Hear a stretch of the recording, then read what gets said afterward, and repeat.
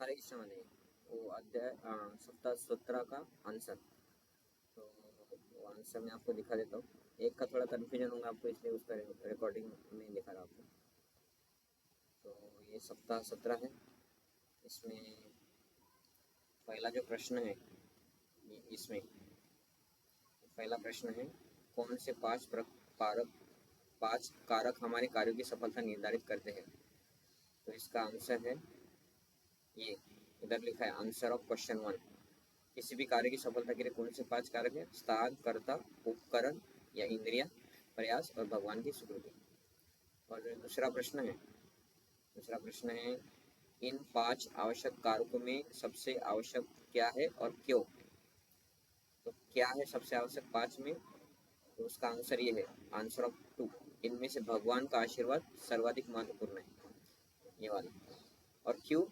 क्योंकि वो, उसका आंसर इधर है, यह स्वीकृति भगवान द्वारा अपनी भौतिक शक्ति पर अनुकूल निरीक्षण द्वारा पूरी की जाती है, क्योंकि परमेश्वर की इच्छा से ही प्रकृति कार्य करती है। तो क्यों? क्योंकि परमेश्वर की इच्छा से प्रकृति कार्य करती है, इसलिए परमेश्वर का आनंद मतलब भगवान का आनंद महत्वपूर्ण है। ये दूसरे का आंसर हो गया। अभी समझ में जीव की स्वतंत्रता का आनंद कैसे महसूस करता है। तो इसका थोड़ा मिक्स आंसर है। पहले इधर बताना पड़ेगा कि भौतिक प्रकृति की चेतना अगर उसकी है, तो प्रकृति के 3 गुणों के प्रभाव में वो रहता है, और 3 गुणों में प्रभाव में रहता है तो वो क्या करता है? बहिरंग शक्ति के अंदर ऑपरेट हो रहा है, और बहिरंग शक्ति के ऊपर ऑपरेट हो रहा है तो वो क्या करता है? प्रकृति के ऊपर प्रभुत्व जताने का प्रयत्न करता है और वहीं से आनंद उठाता है। लेकिन कब जब मनुष्य की चेतना भौतिक है, इधर लिखा है ना, जब भौतिक चेतना है तो प्रकृति पे प्रभुत्व जताने का ट्राई करता है, और जब दिव्य चेतना होती है तो भी आनंद उठाता है, लेकिन कैसे? भगवान की अंतरंग शक्ति के अंडर में आके। तो 2 प्रकार के उठा सकता है, ये उसकी अल्प स्वतंत्रता हुई। तो एक तो भौतिक चेतना में रह सकता है, एक तो शुद्ध चेतना आध्यात्मिक चेतना में रह सकता है, तो आनंद उठाता है। लेकिन उसमें से जो आध्यात्मिक है वो चेतना को बोलते हैं कृष्णेर स्वरूप है दिव्य, कृष्णेर नित्यदास, जीवेर स्वरूप है कृष्णेर नित्यदास।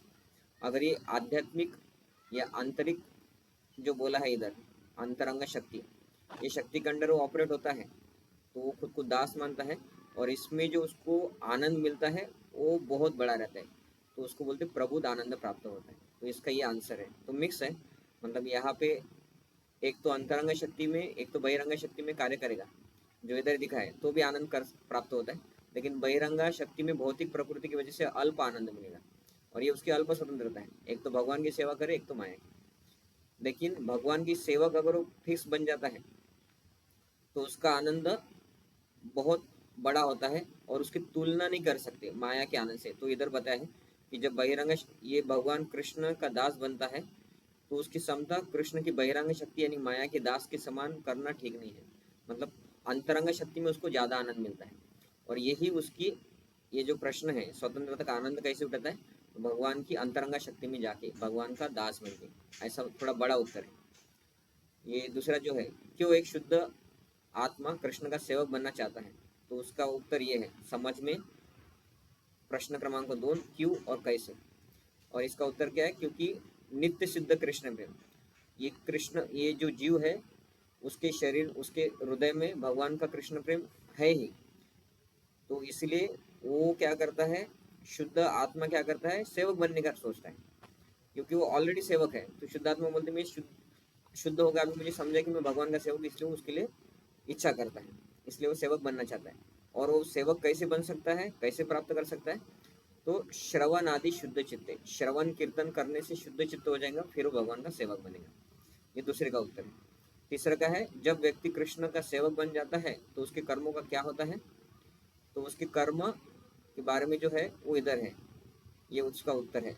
जिस क्षण आत्मा भगवान के चरण कमल पर पूर्णतः आत्मसमर्पण कर देता है और उनकी प्रेमा भक्ति में लगे रहने के लिए प्रार्थना करता है, तो उसी क्षण क्या होता है, कर्मों के बंधन से मुक्त हो जाता है, मतलब उसके सारे कर्म बंधन नष्ट हो जाते हैं।